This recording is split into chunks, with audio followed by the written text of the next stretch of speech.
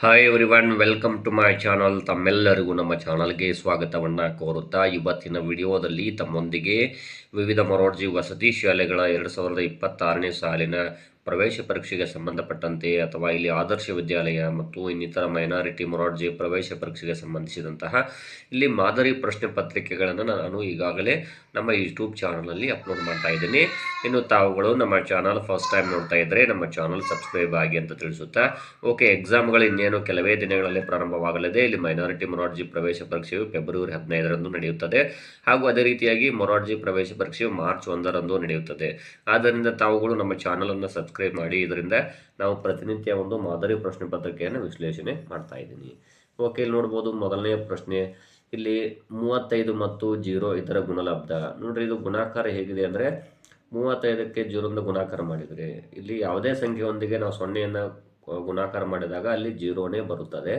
So ಇಲ್ಲಿ A answer ಆಗುತ್ತದೆ. ನೋಡಿ, 3000 ಗ್ರಾಮ್ಗಳು ಅಂದರೆ ಎಷ್ಟು ಕೆ ಜಿ ಅಂತ ಕೇಳಿದ್ದಾರೆ. ನೋಡ್ರಿ, 1000 ಗ್ರಾಮ್ಗೆ 1 ಕೆ ಜಿ ಆದರೆ ಇಲ್ಲಿ 3000 ಗ್ರಾಮ್ಗೆ ಎಷ್ಟು ಕೆ ಜಿ ಆಗುತ್ತದೆ? 3 ಕೆ ಜಿ ಅಥವಾ 3 ಕಿಲೋಗ್ರಾಮ್ಗಳು ಆಗುತ್ತದೆ.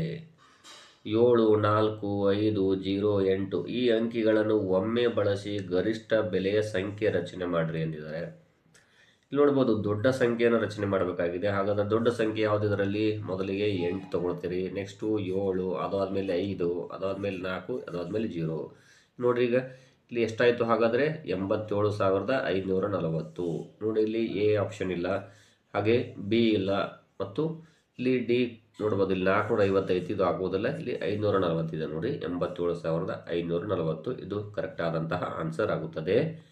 ಇನ್ನು ಒಂದು ರೆಫ್ರಿಜರೇಟರ್ನ ಬೆಲೆಯು ಇಲ್ಲಿ 19,622 ಆದರೆ 7 ರೆಫ್ರಿಜರೇಟರ್ನ ಬೆಲೆ ಒಟ್ಟು ಎಷ್ಟಾಗುತ್ತೆ ಅಂತ ಕೇಳಿದ್ದಾರೆ. ಇದನ್ನು ತಾವು ಯಾವ ರೀತಿ ಕಂಡುಹಿಡಬೇಕು ಅಂದರೆ ಇದನ್ನು ಗುಣಾಕಾರ ಮಾಡಬೇಕಾಗುತ್ತೆ. 19,622ಕ್ಕೆ ನೋಡ್ಬೋದು, ಇಲ್ಲಿ 19,622 ಇಂಟು 7ರಿಂದ ಗುಣಾಕಾರ ಮಾಡೋಣ. ಇಲ್ಲಿ 7 2 14 ಒಂದು ಕೈಲ ಕೊಡ್ತೀರಿ, 7 2 14 ಒಂದು ಕೂಡಿಸ್ಕೋತೀರಿ, 15 ಆಗುತ್ತೆ. 7 6 42 ಒಂದು 43 ಆಗುತ್ತೆ. ಇಲ್ಲಿ 4 ಕೊಡ್ತೀರಿ, 7 9 63 4 67 ಆಗುತ್ತೆ. 7 1 7 7 6 13. ನೋಡ್ತಾ ಹೋಗಿ ಬಿಡಿ, 10 100 1000 10,000 ಲಕ್ಷ 1,37,354. ನೋಡ್ತಾ ಹೋಗಿ ಇಲ್ಲಿ ಆನ್ಸರ್ ಎಲ್ಲಿದೆ? ಇಲ್ಲಿ 1,37,000, ಇಲ್ಲಿ 254 ಇದೆ, ಬಟ್ ಇಲ್ಲಿ 354 ಇದೆ. ನೋಡಿ, ಇದು ಕರೆಕ್ಟ್ ಆನ್ಸರ್ ಆಗುತ್ತದೆ. ಇನ್ನು ನೆಕ್ಸ್ಟು ಮುಂದಿನ ವರ್ಗ ಸಂಖ್ಯೆಯನ್ನು ಬರೆಯಿರಿ ಅಂತ ಹೇಳಿದ್ದಾರೆ. ನೋಡ್ಬೋದು, ಇಲ್ಲಿ 2 2 4, 3 3 9, 4 4 16, 5 5 25, ನೆಕ್ಸ್ಟ್ 6 6 36. ಈ ರೀತಿ ತಾವು ಕಂಡುಹಿಡಿಬೇಕು ವರ್ಗ ಸಂಖ್ಯೆ. ಇಲ್ಲಿ ಸಿ ಆಪ್ಷನ್ ಆಗುತ್ತದೆ. 46ನೇ ಪ್ರಶ್ನೆ ನೋಡ್ಬೋದು. ಈ ಚಿತ್ರದಲ್ಲಿ ಭಿನ್ನ ರಾಶಿಯ ಎಷ್ಟನೇ ಭಾಗಕ್ಕೆ ಬಣ್ಣ ಹಚ್ಚಲಾಗಿದೆ? ನೋಡ್ಬೋದು, ಒಟ್ಟು 3 ಭಾಗಗಳಲ್ಲಿ 2 ಭಾಗಕ್ಕೆ ಬಣ್ಣ ಹಚ್ಚಿರ್ತಾರೆ. ಹಾಗಾದರೆ ಇಲ್ಲಿ ನೋಡ್ತಾ ಹೋಗಿ ಆಪ್ಷನ್ಸ್ಗಳನ್ನು 3ನೇ 2, 3ನೇ 1, 1ನೇ 1, 3ನೇ 3 ಅಂತ ಹೇಳಿದ್ದಾರೆ. ಇಲ್ಲಿ ಆನ್ಸರ್ ಯಾವುದಾಗುತ್ತೆ? 3ನೇ 2. 3 ಭಾಗದಲ್ಲಿ 2 ಭಾಗಕ್ಕೆ ಬಣ್ಣ ಹಚ್ಚಲಾಗಿದೆ. ಇನ್ನು ಕೊಟ್ಟಿರುವ ಭಿನ್ನ ರಾಶಿಯ ದಶಮಾಂಶ 10ನೇ 8 ಅಂತ ಹೇಳಿದ್ದಾರೆ. 0.08, 0.8, 0.008, 0.0008. ನೋಡ್ಬೋದು, ಭಿನ್ನ ರಾಶಿಯ ಇಲ್ಲಿ ಎಷ್ಟಪ್ಪ ಅಂದರೆ 10ನೇ 8 ಅಂದಾಗ ಇಲ್ಲಿದೆ ನೋಡ್ರಿ, ಓದೋ ಬಗೆ ಬಿಂದು ದಶಾಂಶ. ಇಲ್ಲಿ ದಶಾಂಶ ಸ್ಥಾನ ಮಾತ್ರ ಇರೋದ್ರಿಂದ ಛೇದದಲ್ಲಿ ಇಲ್ಲಿ ಬಿ ಆಪ್ಷನ್ ಆಗುತ್ತದೆ, 0.8. ಇವುಗಳಲ್ಲಿ ವಿಶಾಲ ಕೋನಕ್ಕೆ ಒಂದು ಉದಾಹರಣೆ. ಇಲ್ಲಿ 90 ಡಿಗ್ರಿ, 50 ಡಿಗ್ರಿ, 178 ಡಿಗ್ರಿ, 180 ಡಿಗ್ರಿ.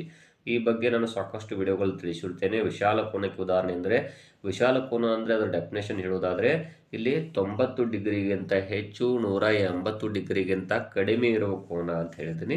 ಹಾಗಾದರೆ ಇಲ್ಲಿ ನೋಡ್ತಾ ಹೋದಾಗ ಯಾವ್ದು ಆನ್ಸರ್ ಆಗುತ್ತೆ? ಇಲ್ಲಿ 178 ಡಿಗ್ರಿ ಇದು ಕರೆಕ್ಟ್ ಆನ್ಸರ್ ಆಗುತ್ತದೆ. ಇಲ್ಲಿ 180 ಡಿಗ್ರಿ ಅಂದರೆ ಇದು ಸರಳ ಕೋನಕ್ಕೆ ಉದಾಹರಣೆ. ಇದು 90 ಡಿಗ್ರಿ ಇದೆ ಅಂದರೆ ಇದು ಲಂಬ ಕೋನಕ್ಕೆ ಉದಾಹರಣೆ.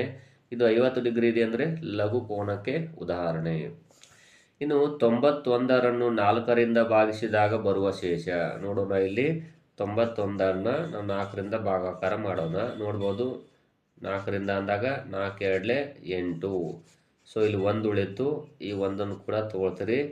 ಈಗ 4 ಎರಡಲೆ 8, ಯಾಕಂದರೆ 11 ಇದೆಯಲ್ಲ. ಸೊ ಇಲ್ಲಿ 3 ಉಳಿತು. ಶೇಷ ಎಷ್ಟು ಉಳಿತು? ಹಾಗಾದರೆ 3 ಉಳಿಯುತ್ತದೆ. ಇಲ್ಲಿ ಆಪ್ಷನ್ಸ್ಗಳು ನೋಡಿದರೆ ಇಲ್ಲಿ ನೋಡ್ಬೋದು 3 ಆಗುತ್ತದೆ.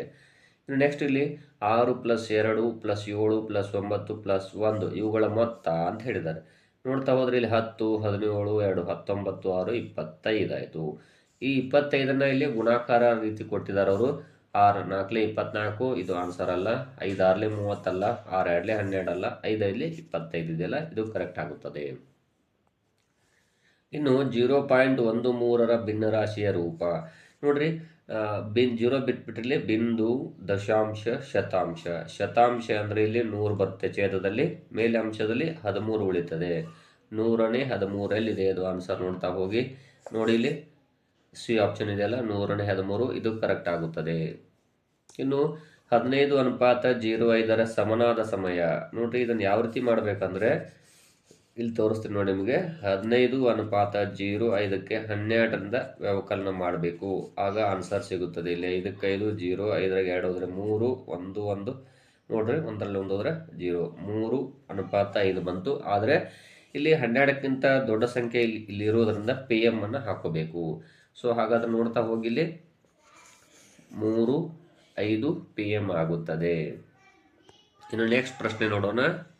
ಇನ್ನು ನೆಕ್ಸ್ಟ್ ನೋಡ್ತಾ ಹೋಗಿ, ಕೆಳಗಿನ ಘನ ಆಕೃತಿಯಲ್ಲಿ ಎಷ್ಟು ಸರಳ ರೇಖೆಗಳಿವೆ? ಇವು ನೆನೆಸಬೇಕು. ಆಪ್ಷನ್ಸ್ಗಳು 10, 6, 7, 8 ಅಂತಿದೆ. ಹಾಗಾದ್ರೆ ಇಲ್ಲಿ ನೋಡೋಣ. ಮೊದಲಿಗೆ ಏನು ಮಾಡೋಣ, ಇಲ್ಲಿ ಇದನ್ನ ರೇಖೆ ಇದೆಲ್ಲ ಈ ರೀತಿ ಎನಿಸ್ತಾ ಹೋಗ್ಬೇಕು. 1, ಅದೇ ರೀತಿಯಾಗಿ ಇಲ್ಲಿ ನೋಡಿ 2, ಇಲ್ಲಿ ನೋಡಿ 3, 4, 5, 6, 7, 8, 9, 10 ಈ ರೀತಿ ಬರುತ್ತೆ. ಹಾಗಾದರೆ ಆನ್ಸರ್ ಯಾವುದಾಯ್ತು? ಇಲ್ಲಿ 10 ಆಯಿತು. ನೆಕ್ಸ್ಟು 6ರ ಮೊದಲ 5 ಗುಣಕಗಳು. 6ಅನ್ನು ಗುಣಾಕಾರ ಮಾಡ್ತಾ ಹೋಗಿ. 6 1 6, 6 2 12, 6 3 18, 6 4 24, 6 5 30. ಇದು ಎ ಆಪ್ಷನ್ ಆಗುತ್ತದೆ. ಕೆಳಗಿನ ಯಾವುದು ಮಿಶ್ರ ಭಿನ್ನರಾಶಿಯಾಗಿದೆ? ಮಿಶ್ರ ಭಿನ್ನರಾಶಿ ಅಂದ್ರೇನು? ಇಲ್ಲಿ ಸಮ ಭಿನ್ನರಾಶಿಯೊಂದಿಗೆ ಪೂರ್ಣಾಂಕ ಇರಬೇಕು. ಆಪ್ಷನ್ಸ್ಗಳು ನೋಡ್ರಿ. 6ನೇ 7, 3 ಪೂರ್ಣಾಂಕ, 5ನೇ 4, 3ನೇ 5, 7ನೇ 3 ಅಂತಿದೆಯಲ್ಲ, ಇಲ್ಲಿ ಬಿ ಆಪ್ಷನ್ ಆಗುತ್ತೆ ನೋಡ್ರಿ. ಪೂರ್ಣಾಂಕ ಬಂದಿದೆ 3 ಪೂರ್ಣಾಂಕ, 5ನೇ 4. ಇನ್ನು ನೆಕ್ಸ್ಟು 8743 ಮತ್ತು 7225ರ ಮೊತ್ತವನ್ನು 100ರ ಸ್ಥಾನದ ಸಮೀಪಕ್ಕೆ ಅಂದಾಜು ಮಾಡ್ರಿ ಅಂತ ಹೇಳಿದ್ದಾರೆ. ಇಲ್ಲಿ ನೋಡೋಣ. ಹಾಗಾದರೆ ಇಲ್ಲಿ ನೋಡಿ, 8743ಕ್ಕೆ ಪ್ಲಸ್ 7275, ಇಲ್ಲಿ 8, ಇಲ್ಲಿ 11, ಅದೇ ರೀತಿಯಾಗಿ 10 ಈ ರೀತಿ ಬಂತು. ಹಾಗಾದರೆ 100ರ ಸ್ಥಾನಕ್ಕೆ ಸಮೀಪ ಅಂತ ಹೇಳಿದ್ದಾರೆ. 100ರ ಸ್ಥಾನ ಅಂತ ನೋಡ್ತಾ ಹೋಗಿ ಇಲ್ಲಿ ನೋಡ್ರಿ, ಬಿಡಿ 10 100. ಇಲ್ಲಿ 100 ಸ್ಥಾನ ಅಂದಾಗ ಏನಾಗುತ್ತೆ? ಇಲ್ಲಿ ಬಿಡಿ ಸ್ಥಾನದಲ್ಲಿ 1 ಇರೋದ್ರಿಂದ ಹಿಂದಕ್ಕೆ ಬರಬೇಕು. ಹಿಂದೆ ಅಂದರೆ ಎಷ್ಟಾಗುತ್ತೆ? ಇಲ್ಲಿ ನೋಡ್ತಾ ಹೋದರೆ 16,000. ಹಾಗಾದರೆ ಇಲ್ಲಿ ಸಿ ಆಪ್ಷನ್ ಆಗುತ್ತದೆ. ಇನ್ನು 5 kg ಗ್ರಾಮ್ಗಳಲ್ಲಿ 5 kgಗೆ ಎಷ್ಟು ಗ್ರಾಮು? 1 kgಗೆ 1,000 ಗ್ರಾಮ್. ಹಾಗಾದರೆ 5 kgಗೆ 5,000 ಗ್ರಾಮ್ ಆಗುತ್ತದೆ. ಸೊ ಇಲ್ಲಿ ಬಿ ಆಪ್ಷನ್ ಆಗುತ್ತದೆ. ಇನ್ನು 92ಕ್ಕೆ 0ದಿಂದ ಗುಣಾಕಾರ ಮಾಡಿದರೆ ಎಷ್ಟು ಬರುತ್ತೆ? ನಾನು ಆಗಲೇ ಹೇಳಿದಾಗೆ 92ಕ್ಕೆ 0 ಗುಣಿಸಿದರೆ 0ನೇ ಬರುತ್ತದೆ. ಸೊ ಇಲ್ಲಿ ಈ ಆಪ್ಷನ್ ಆಗುತ್ತದೆ. ನೆಕ್ಸ್ಟು ಇಲ್ಲಿ 20ನೇ 5 ಈ ಭಿನ್ನರಾಶಿಯ ಸಂಕ್ಷಿಪ್ತ ರೂಪ ನೋಡ್ರಿ. ಅದನ್ನು ಯಾವ ರೀತಿ ಕಂಡುಹಿಡಿಬೇಕು ಅಂದರೆ ನೋಡ್ರಿ, ಇಲ್ಲಿ 20, ಇಲ್ಲಿ 5 ಬರುತ್ತಲ್ಲ, 5 1 5, 5 4 20. ಸೊ 4ನೇ 1. 25 ಡಿಗ್ರಿ ಯಾವ ಕೋನ? ಲಘು ಕೋನ, ವಿಶಾಲ ಕೋನ, ಲಂಬ ಕೋನ, ಸರಳ ಕೋನ ಅಂತಿದೆ. 90 ಡಿಗ್ರಿಗಿಂತ ಕಡಿಮೆ ಇರುವ ಕೋನವೇ ಲಘು ಕೋನ. ಸೊ ಇಲ್ಲಿ 25 ಡಿಗ್ರಿ ಆಗಿದೆ, ಆದ್ದರಿಂದ ಇಲ್ಲಿ ಲಘು ಕೋನ ಆಗುತ್ತದೆ.